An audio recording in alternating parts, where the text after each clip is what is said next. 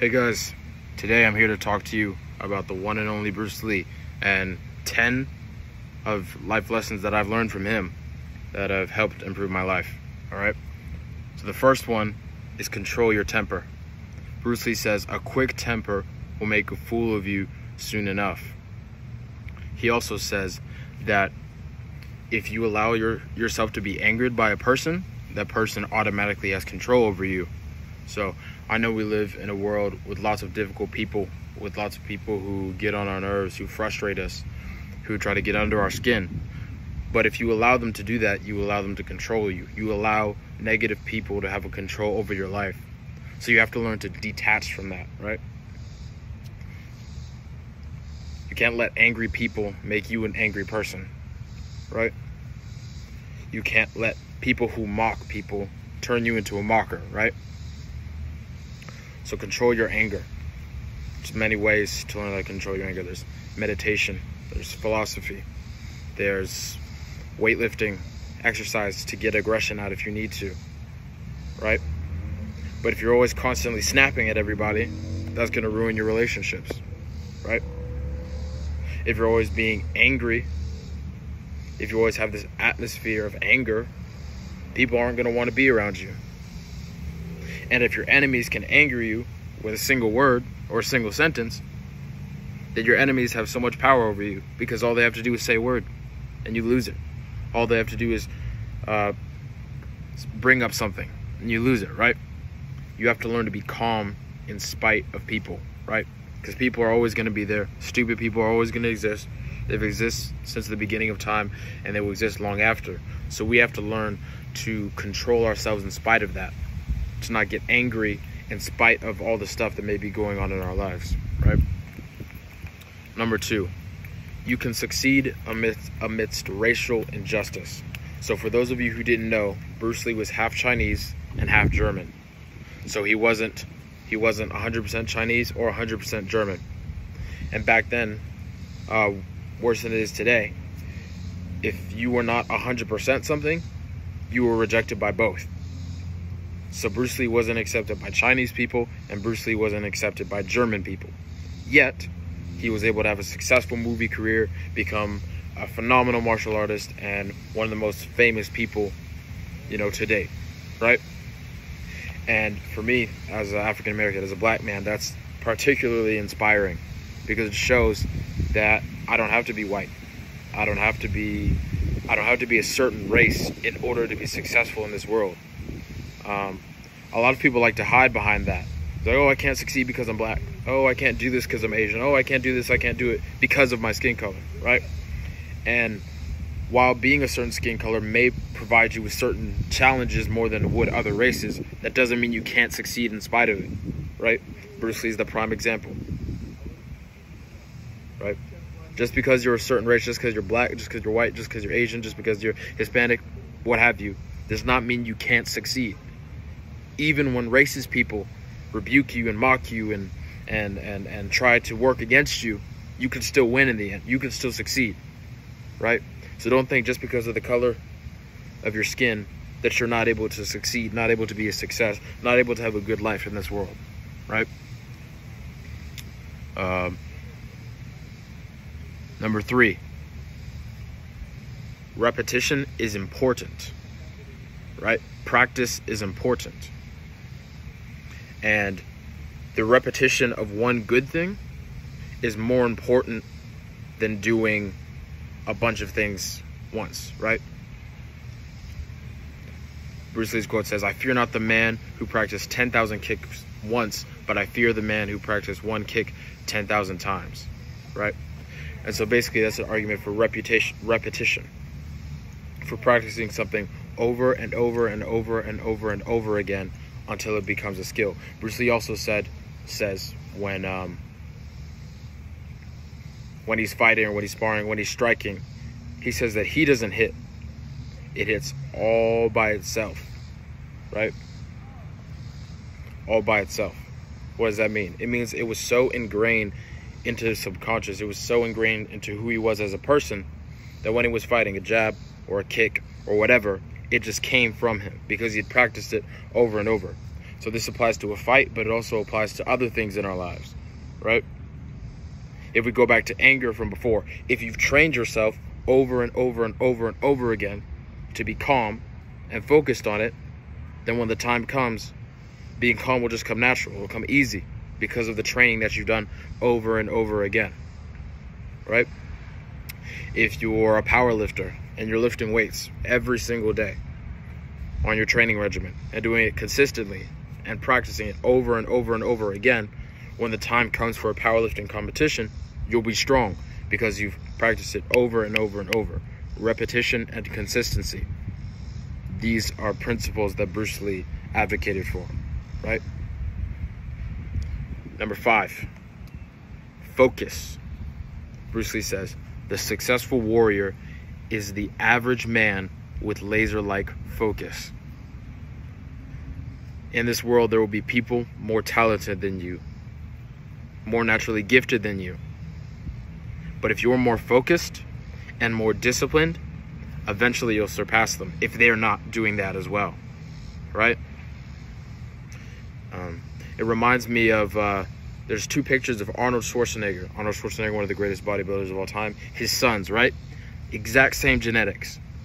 One looks incredible. The other is fat and overweight, right? So they both have amazing genetics from their father, but one was focused and disciplined, and he looks incredible. And the other wasn't focused and disciplined, and didn't look so much. Doesn't look the greatest, right? So it's focus, discipline. That's what makes the difference in the end. It doesn't matter if someone's more talented than you. If they're not focused and they're not disciplined, and you're focused and you are, eventually you'll surpass them, right? This is the reality of the world. That's how the world works. So you can't focus on the advantages that somebody else has so much that you don't have the ability to focus on what you need to do, on the discipline that you need to create, right? You can't let it distract you. I'll read it again. The successful warrior is the average man with laser-like focus. So to be a warrior, you don't necessarily need to be the strongest, although being strong naturally helps. You just need to be focused, right?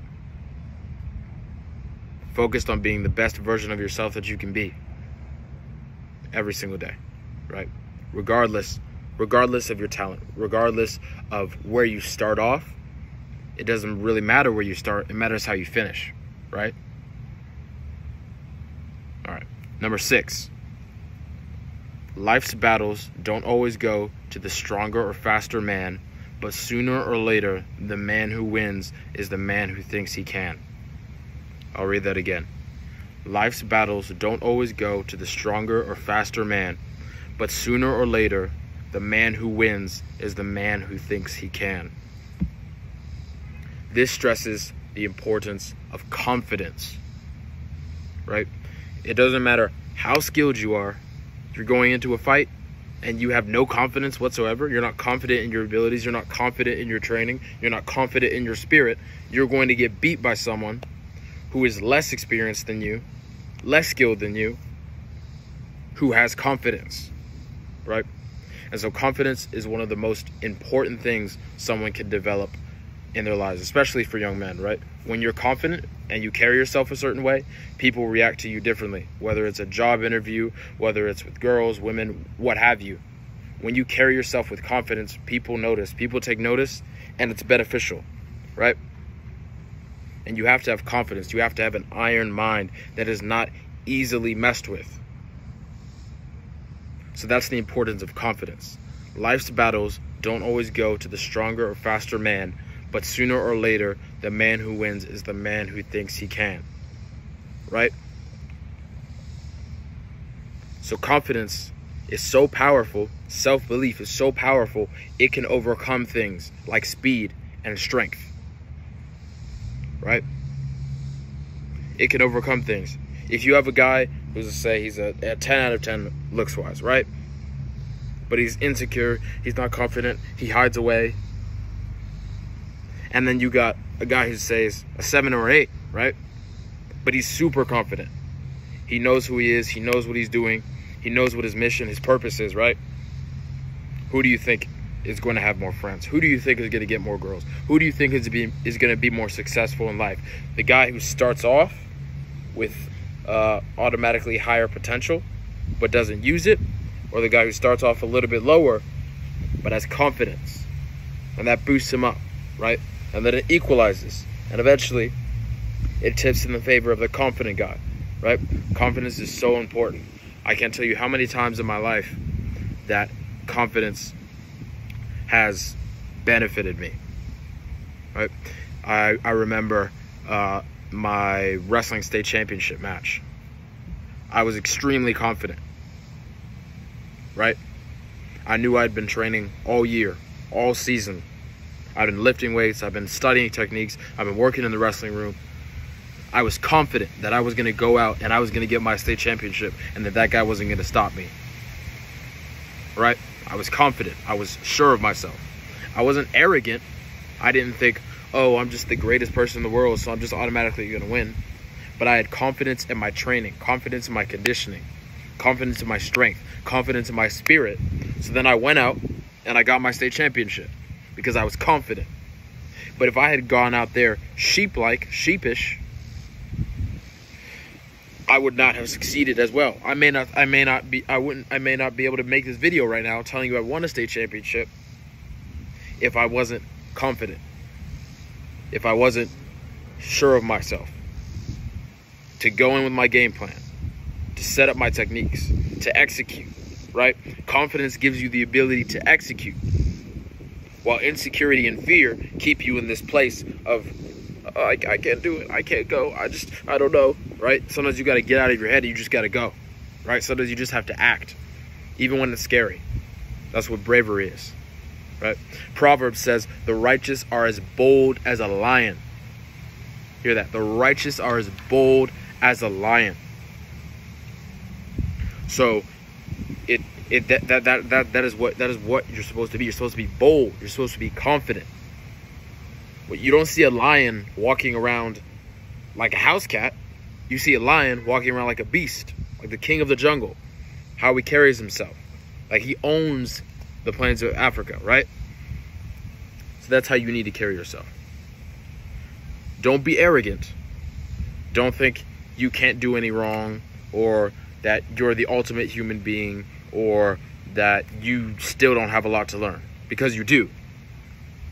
But on the other hand, you shouldn't be insecure and doubting yourself and second-guessing yourself and causing yourself to not succeed because you're not confident, right? So have confidence in yourself, confidence in your training, confidence in your discipline, confidence in your skills, and this will improve your life. All right. Number 7, those who are unaware they are walking in darkness will never seek the light. This quote warns against ignorance. If you don't know you're in a dark room, you'll never turn the light on, right? If you don't know you're walking in darkness, you'll never see the light. That's why it's important for us to be knowledgeable and open-minded and constantly involving our brains, right? So that I can realize when I'm wrong, when I'm walking in the dark, when I need to adjust, when I need to change, right? You see, some people like to have this attitude of, oh, I'm right all the time. I'm right all the time. It's not profitable for anyone, because you'll just be walking in ignorance. You'll never know if you need to adjust your course, if you need to do something different, if you don't have the humility to look for your flaws, to look for where you're wrong, right? Don't be ignorant. Self-awareness is super important, and it's something that I see a lot of people lacking these days. Some people would rather lack self-awareness because it's comfortable rather than have difficult conversations with themselves or ask people that know them difficult questions in order to improve their lives, right? And so they stay in the dark, but at the end of the day, they would have been better, happier, more successful, more fulfilled if they had stepped into the light, right? Number 8. Notice that the stiffest tree is most easily cracked, while the bamboo or willow survives by bending with the wind. That's funny. See the trees moving in the wind. It's probably just to illustrate the point, right?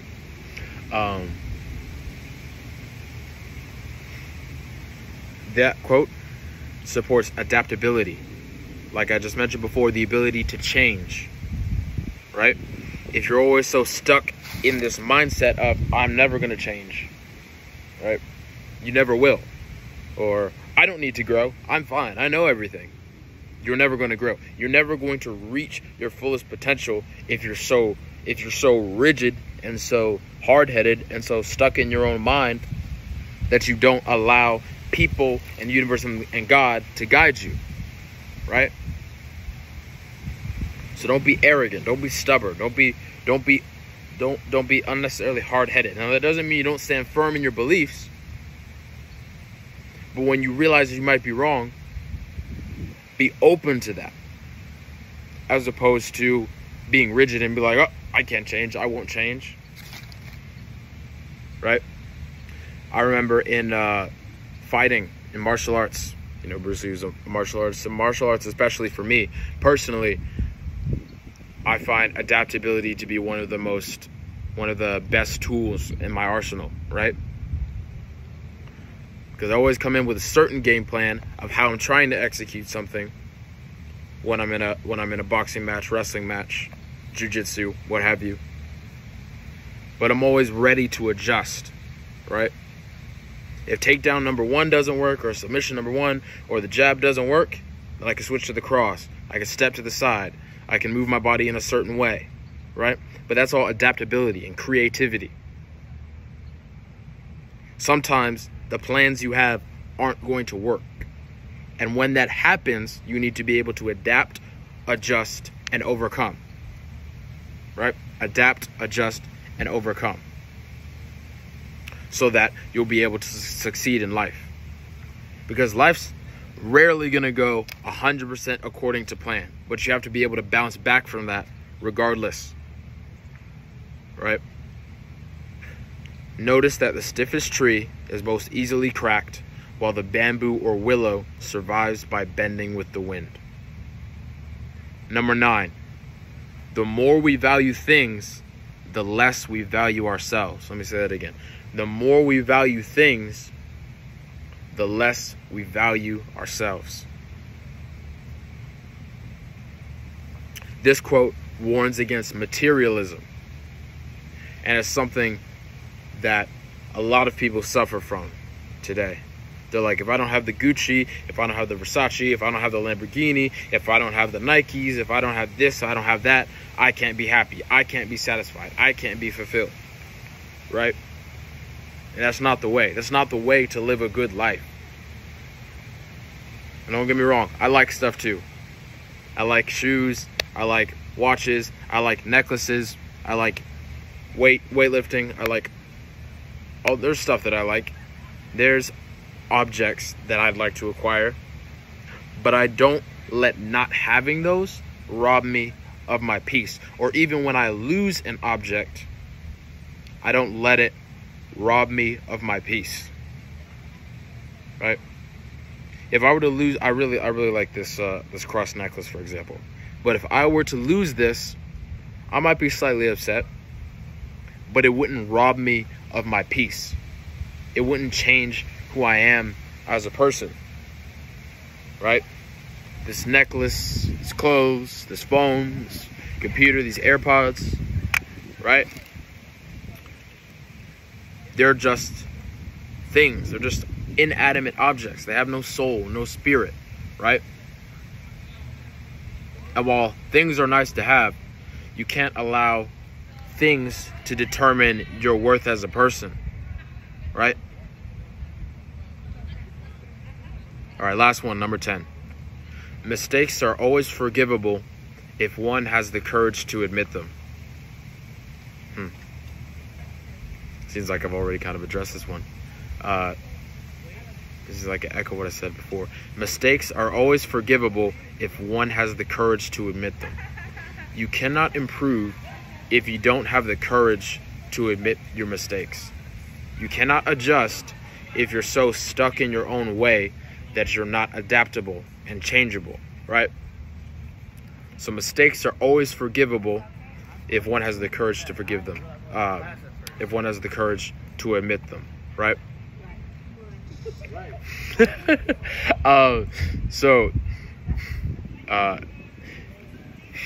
You always have to be willing to admit your mistakes, right? If you want forgiveness from someone, it's one of the best ways to do that is to admit, I was wrong. I made a mistake. I should have done something differently here, right?